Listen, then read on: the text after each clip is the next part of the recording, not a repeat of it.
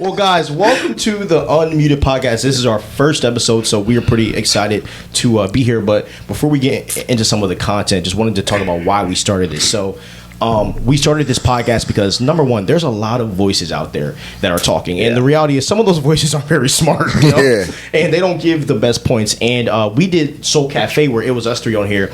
And you know it got just a lot of engagement, but we wanted to talk about more than just the regular teachings, And Pastor Ron does a great job himself, doing his Ecclesiastes series, which he's killing at the moment. Yeah, can you spell that? No, I cannot spell it. Every time I type it in, like to put it in the freaking YouTube, I'll make sure auto I'll be like ECCLIS or LES. You wait for the little thing to say, is this how you want to say? Yep. I just wait for the red and I just press autocorrect. I'm not sure if y'all do that too. That's like all of my sermon prep as well. It's just all corrected words and names. My wife got smart because she got tired of me not spelling words right and my grammar. So y'all might notice now that my grammar text is better. It's because she put Grammarly on my phone. She's like, no more of that stuff.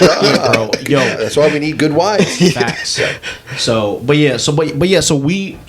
the reasons why this podcast is made is we wanted to really like dig deep into some of the things that's going on in the world and give like a biblical worldview on some of these things, because there's so much personal knowledge and stuff that people are sharing from experiences, but what experience is better than the one that we have in the Word? So and I'll let you guys also share on some reasons why y'all were so excited to start this pod. Yeah, I think you hit it right, is that there are a lot of voices out there. I mean, thousands of voices. Everybody says they have the truth. Everybody says they're right. No one wants to say that they're in error. And while we may not always get it right, we're going to mess up sometimes, we are going to give clarity. We're going to give understanding, and we're going to cut it straight with people. Mm-hmm. My two core values are transparency and honesty. And you're going to hear some things you may not always like or agree with, but we're going to cut it straight from the heart. And I think that's what people want to hear today, is the heart of the gospel, but the heart of men as well that are trying to walk with God. Yep. 1,000%. I mean, I agree. I mean, I can't say more than what you guys have already said. I think it's similar. Like, we as men, there's a need for not just men, but for families. And people need to know truth. They need to know people that are actually living and walking in that truth. And like you said, there's a lot of voices out there right now talking about truth and all that. But, let's give it from our perspective and the perspective of God first. So, yeah, for sure. So before we get into our topic, I just wanted to hear from you, because I know your son is kind of going through this whole hurricane that's hit. So just wanted to, just hear an update from you on what's going on with your family in that area and how we can help. Yeah, so when the hurricane came through a few days ago into East Tennessee, they really did not think they were going to get hit that hard. They were not the mountains like Western North Carolina, but it just was a deluge. I mean, they got inches and inches of rain all at once. And so the rain, the Nockawahatchee River overflowed its crest. The water treatment plant, or I think there's only one, it got obliterated. I mean, it just destroyed. All the intake valves are gone. So I think the hardest thing that they're dealing with is they did lose power for a day, but it's just not having any water for at least a week or two. I mean, no baths, no showers, no ability to flush the toilet. And as I was sharing this morning with some of our staff, I mean, there's only so much water you can store in your bathtub to fill the toilet and flush it until it's gone, baby. And so it has been really rough for them to have to adjust. Schools are closed because there's no bathrooms. Essential workers are all the people that are allowed to go to work right now. Mm-hmm. And then just to the east of them is Asheville, southeast of them, that there are no roads in or out. So one of the cool things is right now we are partnering with people on site right now. They are there with convoys of water and medical supplies and food, and we're helping to support that. You go to fbcd.com, hit give, hit disaster relief, and everything you give will go towards getting those supplies to people that need them. 1,000%. Great. So, and we're also going to plug the link in there too, so you can click that, and you'll see a pop up when Pastor Ron talks about it every single time. So thank you guys if you do donate there. So the topic for today is what makes a man. And the reason why we really wanted to tackle this for our first episode is because of the fact that, there's this thing called the red pill.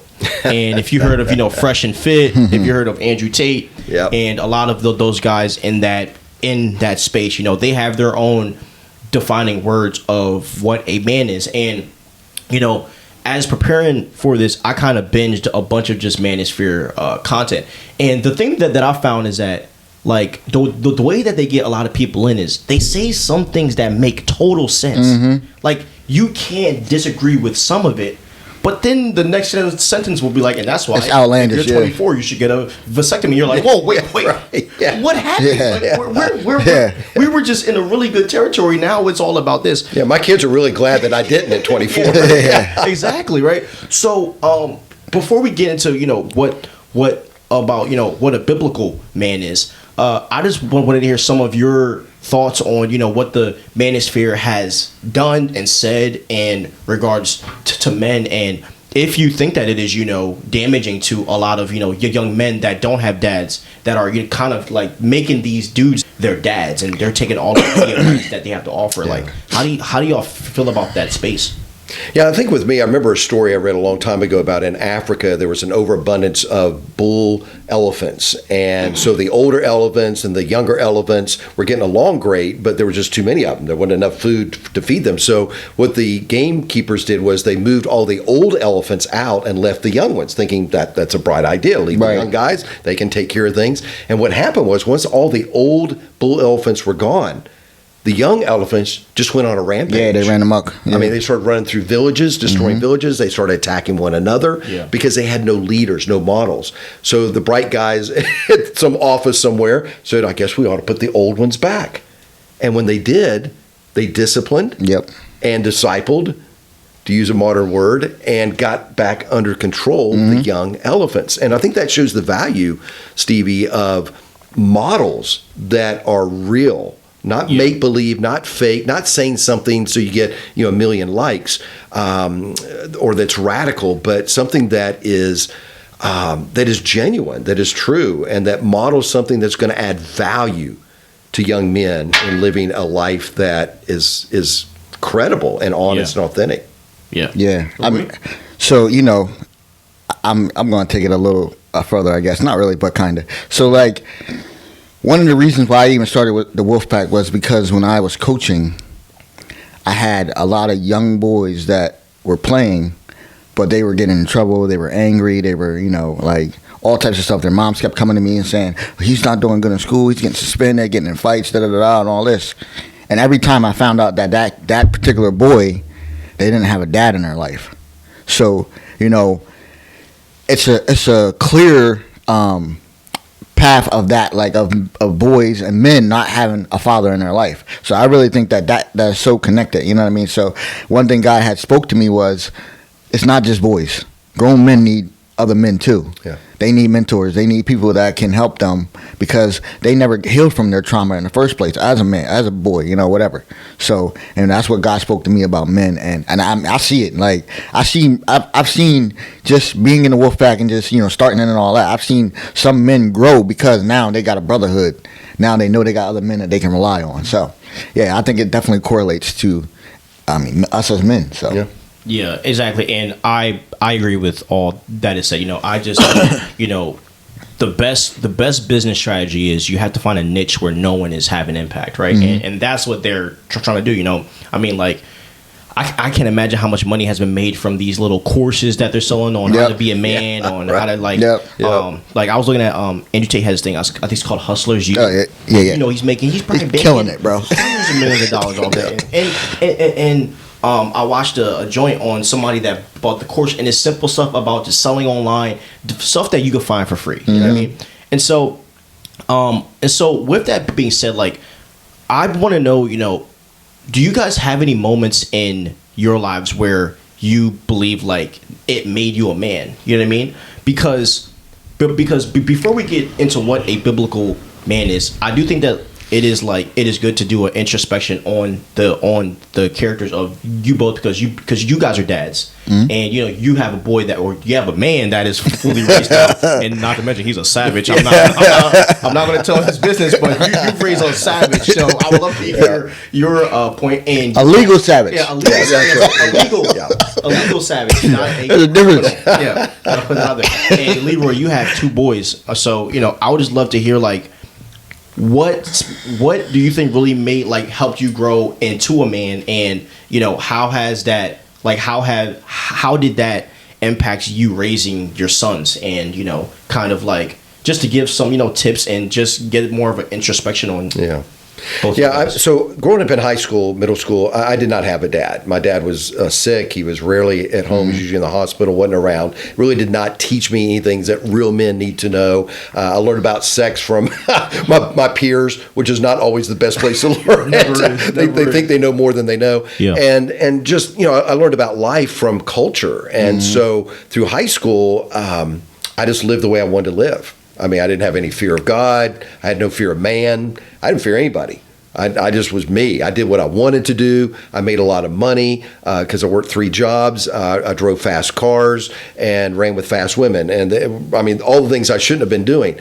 And so then I met Pat, my future wife. And my, oh my, she goes, "You are one messed up dude." Right. And I said, "Baby, you've not seen anything yet." It's just the beginning. So, but even then I wasn't a man. I really don't feel like it. Yeah. And so it wasn't, I don't think, until I held my son at 29, actually 30, in my hands and realized I need to start being a man now. I took responsibility for our finances. I took responsibility for leading our family, for praying with my wife, for just doing the things a man should be doing. And I think up until then, I just sort of played, or I let my wife do it, which was a lot easier. But then when I had a being that I helped to create in my hands, I grew up, and I think that's when I started being a man. And he was your firstborn, right? He was my firstborn. Yeah. Pat and I waited 8 years to have kids. It was great, loved it. I really didn't want to have children because I was having a great time with her. But when we moved to West Virginia, and just a few weeks later, she got pregnant, and most beautiful thing in the world was seeing Joel at 10 pounds in my arms, big old and going, man, I need to really be who God made me to be. Yeah. Roy, how about you, so you had your son? My story is kind of similar to his, I guess, a little bit. It's a little different. My dad, he was sick too, but he taught me a lot in those 12 years that I was coming up. And then I got an older brother. My older brother is 10 years older than me, so he was a grown man by the time as my dad had passed away. So my brother actually kind of took on that fatherly role. He started teaching me stuff that my dad had already taught him, and just teaching me how to be a man, just like he was. But I agree. The second part of actually being a full-on man was when I had my first kid. It's different, man. It's you get that first kid, and that you are responsible for this human being. It changes you. It makes you a man. At least any real man's gonna become a man at that point. Now there's some men that gonna run away, but that's their own problem. But for most men, and you change. You change real quick. So yeah, just change that first poopy diaper. Yeah. So I'm not at the kid stage yet, but I know for me, marriage was my that too. That helped too. You know what I'm saying? Because you married a good one. Yeah, awesome. She's awesome. But it's when you say I do, you're responsible for her. And it was a big growing up moment for me, because I've always been on my own, kind of doing my own thing, fooling around with my boys, going out and stuff, and having a wife at home. That was God really showing me this is the next step. You really have to be aware of how you were spending your finances. You have to be aware of the things that you say, because growing up I used to say whatever, what I mean. And so I really think that having a wife really helped me at least find my manhood. And having a kid, dude, I'm just that's going to be wild. It's going to be a fun. I'm definitely going to be calling y'all for advice. But, No, I agree with that though, and I would say my wife definitely helped too with that. I didn't mean to skip her, but I think both parts, but Sure. like I said, with the kid thing, it's a little bit even more responsibility than what you are with your wife. Of course, you're responsible for your wife, Exactly.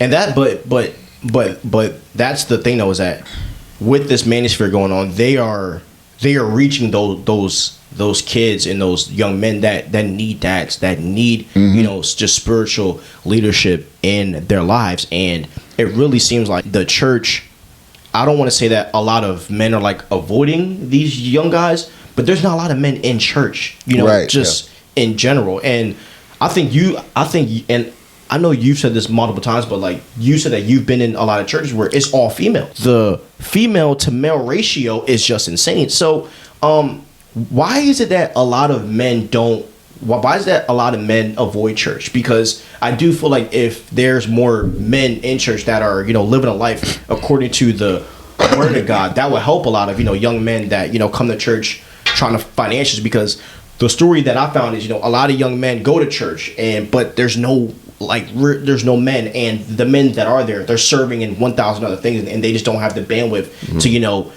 mentor these young men. So why do you think that a lot of men are avoiding church? Yeah, I think my generation, boomer generation, I think a guy wrote a book a few years ago called Why Men Don't Go to Church. And his basic premise was because it's too feminine.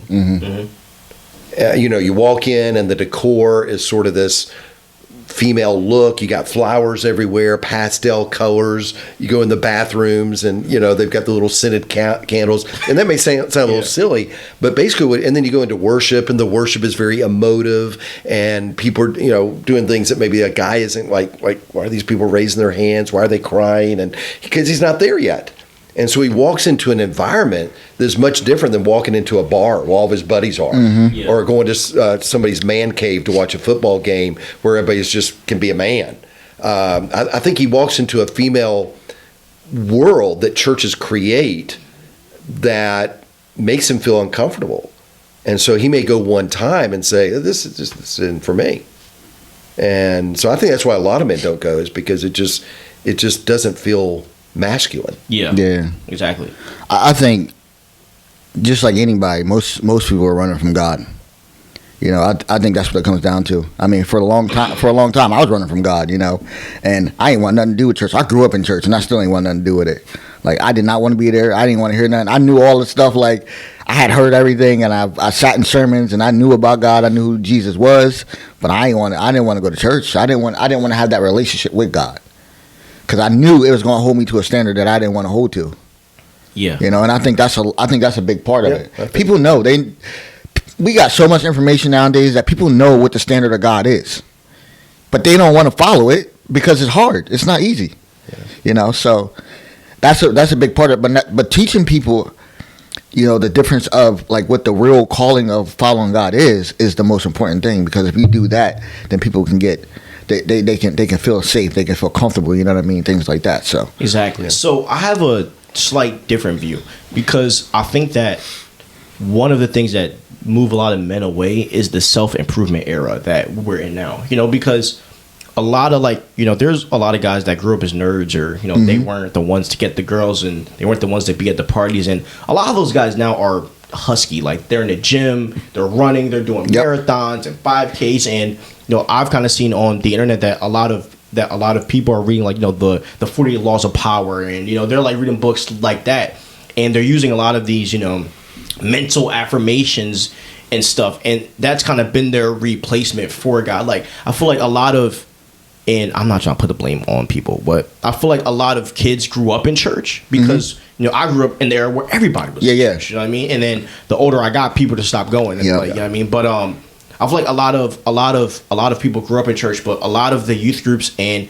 the youth pastors, and this is just coming from where I grew up, all they talked about was sex all the time. Don't have sex, don't have sex, and that was all it was. But they never talked about how do you deal with your anxiety, which is something that I don't deal with, but I gotta talk to students about, how do you deal with losing friendships because you got to stand on your faith, And I feel like when a lot of these people got challenged, in their lives, including men, they just didn't know what to do, and a lot of men fall into doing gang stuff, getting girls pregnant, and then when most guys get a girl pregnant, they gotta go work, so they'll get that CDL, but then that means that they're driving 7 days a week.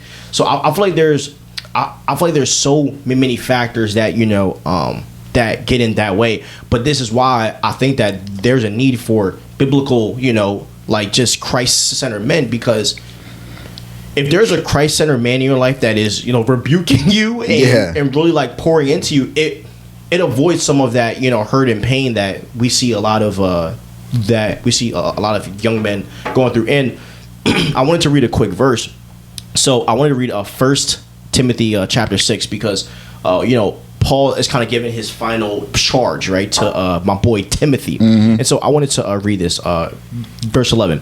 But you, Timothy, you are a man of God, so run from all of these evil things. Pursue righteousness and a godly life, along with faith, love, perseverance, and just being a gentle man. So this is the verse that my dad read to me right before we walked down the aisle. And my dad told me, like, this is what you need to pursue to be a godly man. Yeah. And that's been something that, and I fell at these things every day, but I've tried every day to pursue those things. So my question for you guys, what is something, either in the Bible or even a thought, like what is something that has been your driving force to be just to be a God-fearing, Christ-centered husband, father, and man? Yeah, I think it's really comes down to submission of my strength. So I've always been the kind of guy that I could just make things happen. Like if nobody else was making them happen, I stepped in and made them happen. Still does. And it still does. Yeah. And it's not a proud thing. It's not a boastful thing. It's just that's what I did because I had to. I went to work at 12 because we had no money. Yep. I wanted to eat. I wanted to wear Levi jeans, not Wranglers, that kind of thing. So I think to answer your question, I think the key is bringing my strength into submission to King Jesus. Wow. And when I saw that Jesus was not this wimpy little baby in a manger, he wasn't this guy just doing, hey, love your enemies and do good to those, doing the Sermon on the Mount thing. Jesus is king. And all the movies that I like, I know you like Marvel comics and all that. I grew up with Gladiator, Braveheart, and all those movies, of the guy, charging against the overwhelming odds with his sword and making it happen. And I think what it was each one of those guys recognized they had a king. Why am I doing this? I'm doing this for the honor of my king or my country. And I think when a man finally realizes that he can keep his strength, but it's got to be submitted to the king. Yep. That's a good word. Then he discovers genuine manhood. Yep. We literally talked about that. We literally talked about that yesterday because I was talking about how it was like a saying or a quote or a verse, and I was talking about how when you become a believer, right, you become a Christian, God doesn't take away what he's already given you as far as who you are. Like, I had a brotherhood before I had a brotherhood with the Wolfpack. Like, I had a whole group of dudes, 12 dudes that, like, I rode with all the time, even when I was younger, you know what I mean? So, like, the things that God had already put in me, he just enhanced them and used them for his glory rather than, me running around here by myself trying to, be something that, God wasn't making me to be. He didn't want me to be on the side of opposite of him. He wanted to be on his side and use his gifts that he given me for his glory. So, I think it comes down to that, following it in the way that God wants you to follow it, using what he's already given you, and just putting your strength into that, because you can do all things through Christ that gives you strength, but you got to do it through Christ, so 1,000%. So I just have two more questions for you guys, and then we'll be ending this first episode. So and by the way, great answers, by the way. These are going to get clipped the heck up, I will tell you that much. I got clips for days already. So now that we've covered like pretty much a pretty good spectrum of stuff, I do want to ask, like, what is the impact of, because I do think that with that being said, a lot of men who either are running away from, God or whatever, or they're not in church, getting taught, by men, like doing a Wolfpack or Soul Cafe or whatever it is. Do you think that a lot of men are chasing after like chasing after a delusional vision of what they think life is. Like do you think that a man's imagination of what their life is supposed to be plays in the fact of why they're not chasing after God? Or is it more of like they just don't know? Like it's more of like an ignorance. You know what I mean? Because I say that because I remember, because when I was like 18 and I first graduated school, I wasn't really thinking about God at all. Mm-hmm. And I had my own thought of what I wanted my life to be, which was, this might sound stupid, so roast me if you want. I wanted a mansion. I wanted like 4 wives. Yeah. Like, I'm being real. Like, I wanted like 6 cars. Like, I wanted all just bulldogs. Like, I had the wildest dream of life. Not stupid. Yeah, and that was just the driver of what I wanted for a while, you know. And when I was in college studying journalism, I'm like, yo, like, this ain't gonna give me the bag I want. You know what I mean? Writing articles. You know what I mean? Should have been an engineer. Exactly. And so, and then after I got done school, I was like, yo, like, I got this thing and I can't make nothing. So then I ended up going to like another industry. But like, how do you think that? How much of an impact do you think delusion can play on a man and what they want their life to be? Because I feel like a lot of men achieve what they want, you know. And the reality is, hear me, what you want, you can usually get if you work hard enough. You know what I mean? And that's just facts, because a lot of things to get a lot of things in this world, it just takes hard work. Mm-hmm. It takes hard work. It takes being able to pivot. It takes having a good plan. But how, like, have you guys ever been in that situation where you had like a delusion of what you thought life was, and for a while that clouded what life actually is? Yeah, I think with me it was probably a lot like yours. Money. I just wanted to have money because I didn't have any growing up. Mm-hmm. And I thought, man, if I could make $100,000 a year, which back then that was a lot of money, man, I'd be set. I'd have that. It wasn't so much the car, the house. I just wanted money. I want to have a big wad in my pocket all the time. Just be able to do what I want, buy what I want, pay for things for people. And I came to a realization that when I got around a lot of people that had money, they were miserable. They had miserable marriages. They had issues in their life that they were struggling with, that they didn't know what to do. And I think what it came down to was just like this. I think every man has got to come to a crisis moment where either they're going to meet Jesus or they're going to meet the devil. Mm-hmm. Wow. And 100%. The devil's going to give them an opportunity and say, man, you chase this. Look at P. Diddy. Yeah. You chase this, I'll make you this. God says, you chase me, I give you all the things of the kingdom. But they're going to come God's way, not the devil's. And so I think there's that crisis moment every man comes to where he's got to make a decision on his destiny. Because God says in Psalm 139 that God puts a destiny in you in your mother's womb. Yep. And so you come to that point, whether you're 16, 18, 38, where you decide, am I going to live my destiny for the devil or for the king? Dang. Yeah. Mic drop. Yeah. Why you want me to follow up after him, man? Y'all get it right. I'm making him go laugh. Oh my God, that's wisdom. Come here. Now, my favorite Bible verse is. But just before you start, you did that though. You did that in your life. You had to make that decision. Yeah, 100%. You were a rapper. Yeah, 100%. A lot of people don't know that watching, but you were a rapper, and you could have gone P. Diddy way. Yeah, easily, 100%. So what made you go like, okay, I'm going to choose Jesus? I think you hit it on the head. My favorite Bible verse is Jeremiah 29:11. For I know the plans that I have for you, declares the Lord, plans to prosper you and give you a future and a hope. Now, a future and a hope, you can get a future and a hope any way you want to get it. Yeah, y'all know I work a lot. Yeah, but I work a lot for the Lord. Yeah, because. Of course, we want money. Of course, we want to make sure our family's straight. Of course, we want to take care of whatever we got to take care of. But it's the way you do it. Because, like you said, you can go get the bag. I could go work 100 hours a week. Like, I got enough skills to go do that. Yeah.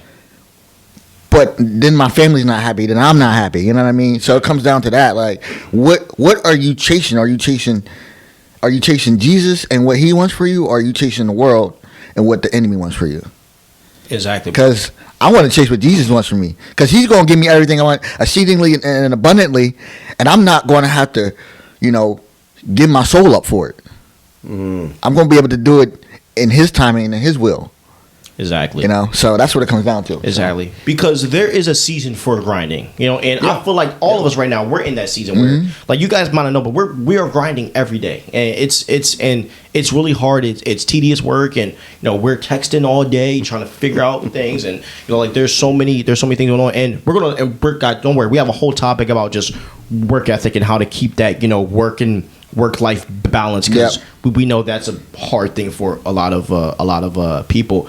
But I do think that there is value in knowing what you're working for, and having a boundary to not letting your work overtake your life and your family. And you are right. There's a lot of a lot of people that are financially rich, and they're just miserable. Yeah. Because now, yes, you work to get this thing, but now you have to maintain that thing. And we see, and that's where a lot of men end up, you know, having affairs, and they end up doing these things because they're not getting what they need as a man, you know? Yeah. And so the last question that I have is, you know, because I do think that, you know, with this episode, there is going to be a male that is watching this that doesn't know God at all. Right. And they are, and they want to learn more about Jesus Christ. So what would be a good first step for someone that says, like, yo, I've been trying to chase after this, I need to pivot. I am going to accept God into my heart. After that, what is their first step into really trying to become a biblical man? Yeah, I think what I tell all young men to do that I disciple is I say read the book of John, the Gospel of John. What you do in those 21 chapters is you discover Jesus, who is the greatest man that ever lived. If there's any model for us to go by, it's Jesus.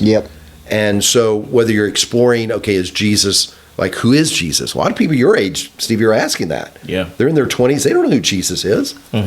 Read the book of John. You'll discover Jesus. If you already know Jesus, read the book of John from the standpoint of, what did he do? What was he like? And then, like Paul said, imitate me. Imitate him. Find out who Jesus is and follow him as your guide. Let me close with this. When I played football, man, I did everything my coach said. My coach said, run against that 300-pound linebacker. I was 120 pounds wet. I did it. He said, you hurt your leg, rub some dirt on it, and get back in the game. That's just the way I did everything he said. I showed up for practice when he said. I showed up 15 minutes early. I stayed as long as I needed to stay. Why did I do that? Because I believe that coach was adding value to my life. And I think that's what most men don't see in religion today. It has no value for them. What's it going to add to my life? And Leroy, you said it best just a moment ago. When you get Jesus, Jesus adds what truly matters in your life. That joy, that happiness, that peace, that contentment, without destroying your strength. Wow. He uses that strength and gives you those emotional aids as well to accomplish what he wants you to do. Another clip. This guy and his clips, man. Yeah. He's clip farming, as they say. I think you're right. I think the value and knowing who you are, or at least trying to learn who you are, because we can say you need to learn who you are in Christ and all that, and that's true. But you got to find yourself first. And one thing one of my mentors taught me was the first thing I had to do was I went and read the whole New Testament. So I agree, John is the best book to start in to find Jesus. But finding Jesus and then finding him even in a deeper way, read the whole New Testament, because you're going to find Jesus and you're going to realize whether you want to be with him or not. And once you do that, then your life's going to change. Period. You ain't gonna be the same. You're just not. You're not gonna think the same. You're not gonna walk the same. You're not gonna talk the same. You're gonna change, and then your life will be better from then on. So, 100%. And I agree. I would say read about every man in the Bible. Read about David. Read about Paul. Read about Peter. Read about all of these people, because these are men that weren't perfect, that failed, that gave into their desires the same way that we all do. But they were all men after God's own heart. And I'll even say, read about Saul. Read about the failures too, about how to fail, when following Christ, man, because there are a lot of gems there. And I would even say read some other Christian authors as well, because the thing that a lot of people don't see, like with us as being pastors, is they feel like we don't suffer. You know, they feel like we don't go through stuff every single day. And yes, we're following Jesus the best way that we can, but we're all suffering inside and fighting flesh every single day. You know, and for all of us guys, it's going to be a constant battle. That you have to fight, and you have to choose every day to follow Christ. So I know for me, and I know for him and you, I know we all going through trials right now that we're not necessarily, people might know about them or might not, but at the end of the day, the trial doesn't stop the calling. It doesn't stop the walk that we are in. You know what I mean? We just keep on going and do what we do. So yeah, and let me just follow what you said. I think a lot of men run from the battlefield. Yep. But you only find honor on the battlefield. Yep. Yep. That's what my old movies taught me. Yeah. Where do you find honor? When you go into battle and you fight the enemy. Yep. And I think that's what you're saying. We all struggle. We all go through stuff. We have to fight our flesh. Have to fight people around us. We have to fight our job. But it's in the fight on the battlefield that we get honor. Exactly. And man, that's what a lot of men are missing. That's honor. And it's on the battlefield. But that's the lie. The lie is if you achieve this level of greatness, you won't have to deal with it. Yeah, right. And the lie, because but the lie is that it makes it worse. Yo, me and Josh, we were like, yo, when we get married, we're not gonna lust anymore. No, that's a delusion. Yeah, right. We were like, there's no more waiting. We waited for like 4 years. It's time to go crazy. And what happened? We were at the Edge Fitness. We said, yo, what is going on? It got worse.